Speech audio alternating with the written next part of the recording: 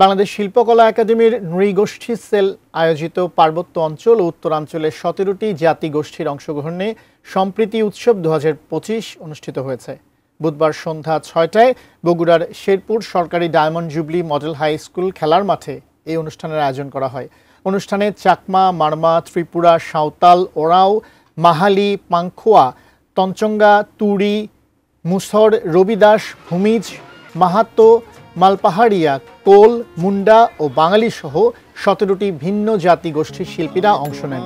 বাংলাদেশ শিল্পকলা একাডেমির উপপরিচালক এস.এম. শামীম আক্তার এর সভাপতিত্বে অনুষ্ঠানের প্রধান অতিথি হিসেবে উপস্থিত ছিলেন বগুড়ার অতিরিক্ত জেলা প্রশাসক PM ইমরুল কায়েস।